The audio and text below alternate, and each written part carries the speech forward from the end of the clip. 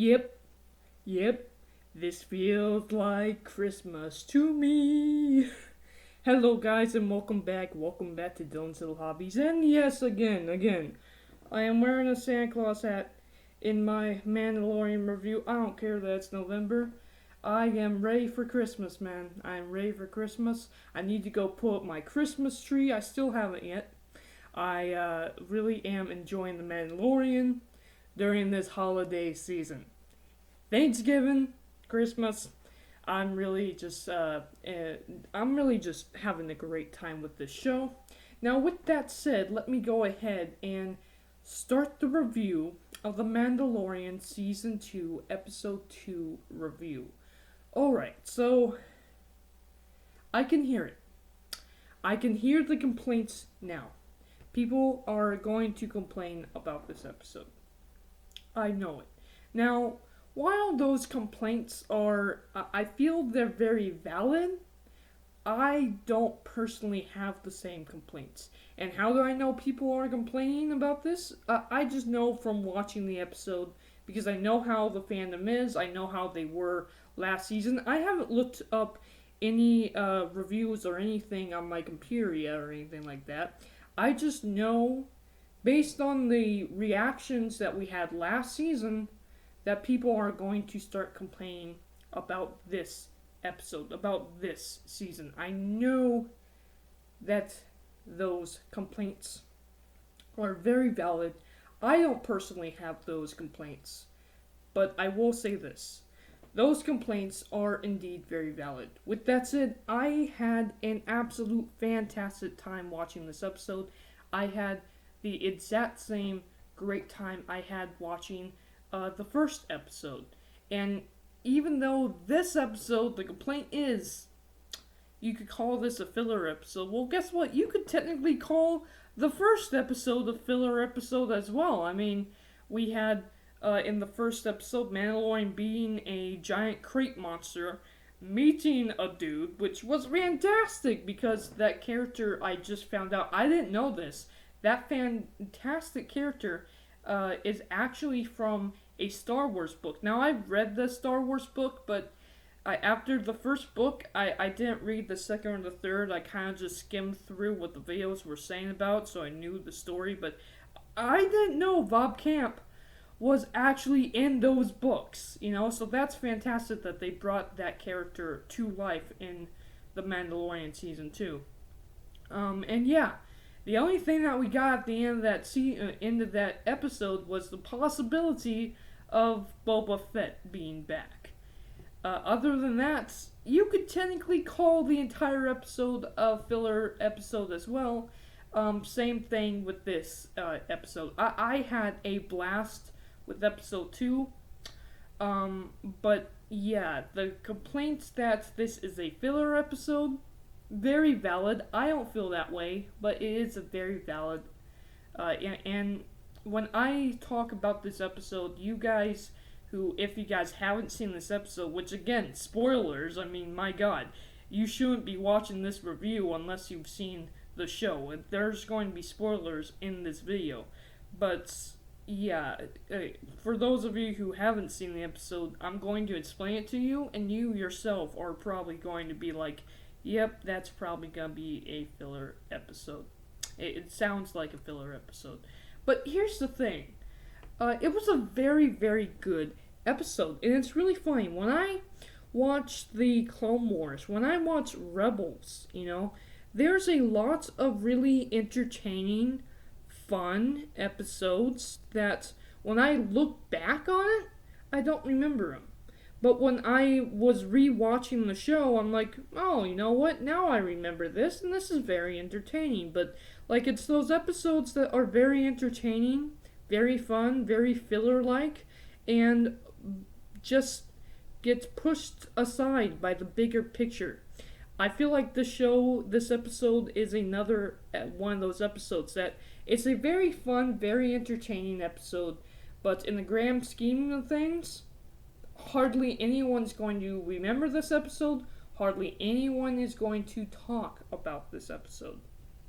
which is a darn shame because, again, I feel like it's very entertaining, but, like, there's tons of episodes in the Clone Wars that I feel the same way that should be talked about more, and no one does because it's overshadowed by the more powerful parts of the series. So it is what it is. But without further ado, let's go ahead and just quickly talk about The Mandalorian Season 2, Episode 2.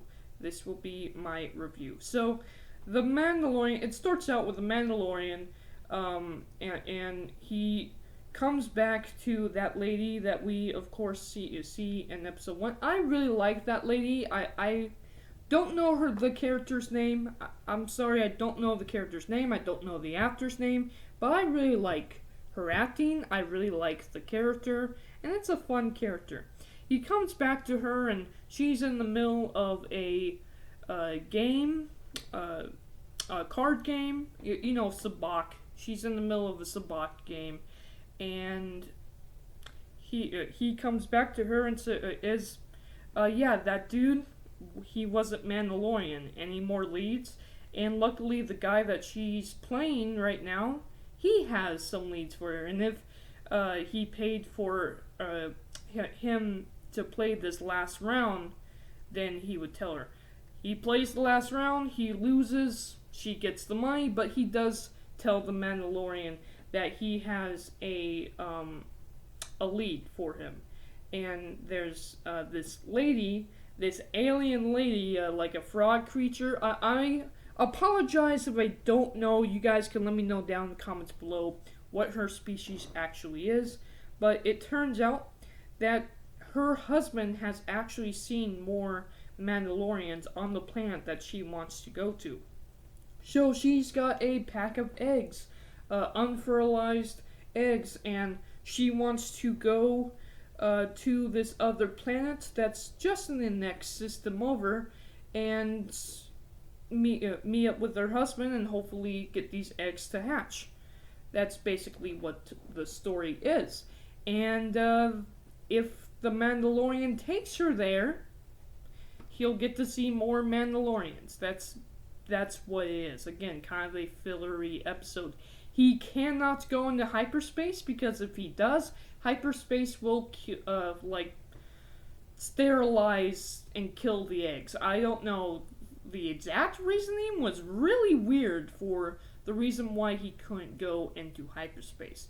But, alright, he takes her, and they fly over to this planet, and while mid-flight, we meet up with a couple of X-Wings. Oh boy, now I really liked the X-Wing shots that we had from the trailer. They were in this episode.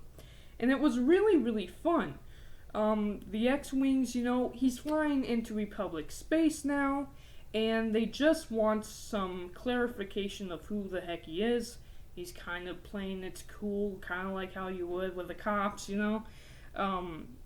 It was a very fun episode. I really did enjoy each scene.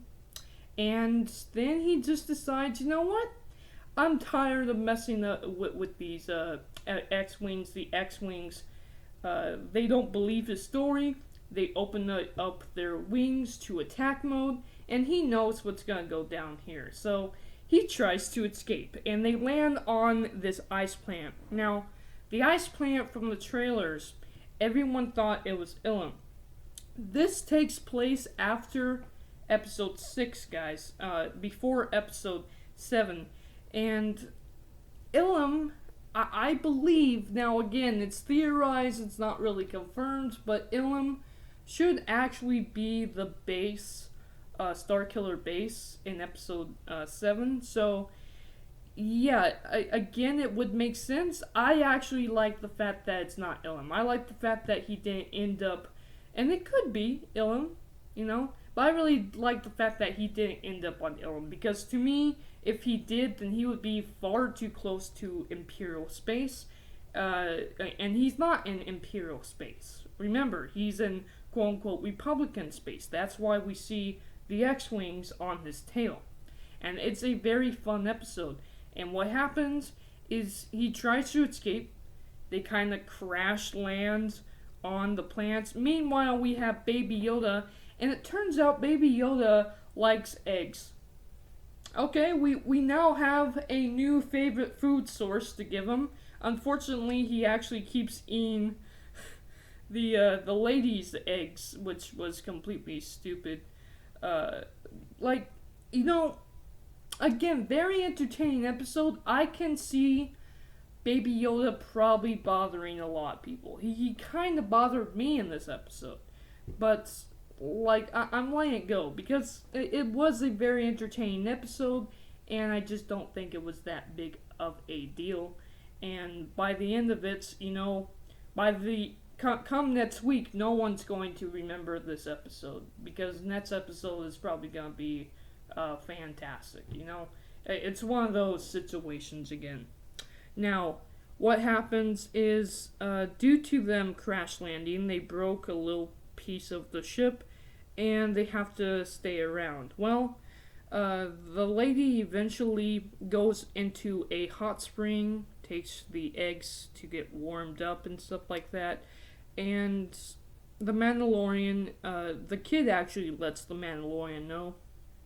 And while the Mandalorian is trying to help her get her eggs and trying to talk her into going back to the ship,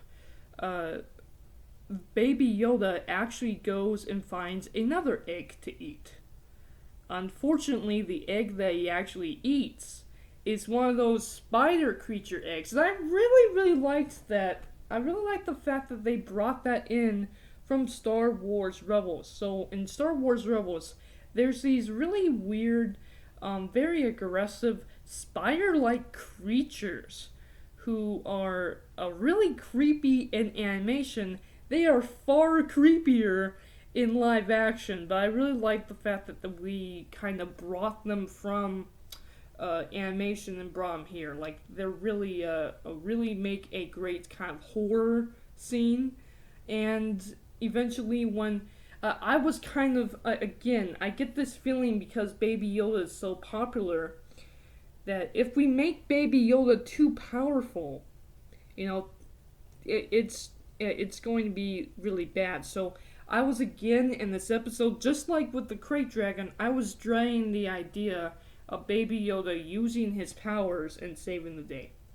I was thinking, oh please no, oh please, don't let Baby Yoda do it. I was thinking Mandalorian was going to kick butt or something like that. And no, actually the X-Wings show up. The X-Wings show up and save the Mandalorian from those spider creatures. And then, instead of arresting the Mandalorian and basically talk. I'm not going to exactly go into every single detail, because again, you guys can go watch the episode for that. But basically, because the Mandalorian has taken out a couple of criminals, because he's a criminal too, he's on their watch list too. Because the Mandalorian took out a couple of criminals and have actually saved and helped the X-Wing pilots, or at least the Republic, catch those criminals, they let him go. But they don't help him. They don't help him with the ship. They just let him go. The Mandalorian was able to vacuum seal the cockpit, and now they're in basically a ruined ship. Once again, that ship gets torn apart almost every episode, guys. They're in a broken ship once again, heading to that plant. And will we see next episode? Most likely we will. More Mandalorians on that plant. I'm thinking where we might be going is so a lot of people were theorizing in before the Mandalorian came out. A lot of people were theorizing that it could be Mon Cala, because we see a lot of and I forget what they're called, but the squid people. We see a lot of those people in the trailers. I don't think we're going to Mon Cala, but wherever we are taking this lady with her eggs, I think we are going to go to that water plant. And we know at that water plant, we might have Sabine Wren, another Mandalorian, to help the Mandalorian out. So I think if that turns out to be true, then again, this episode will just just be forgotten, because next episode will move the plot totally in a totally different way than we could even think. But yeah, this episode, if you want to call it a filler, I really enjoyed it. But yeah, it's kind of fillery. I really enjoyed it, but there's a lot of filler that I enjoy when it comes to Star Wars. And in the grand scheme of things, even I forget them. I think this is going to end up being, in the grand scheme of things, a very forgettable episode as well, even though I enjoyed it. Thank you guys for watching, and I am out. Let me know what your guys' thoughts are on Season 2, Episode 2 down in the comments below, and I am out. Bye.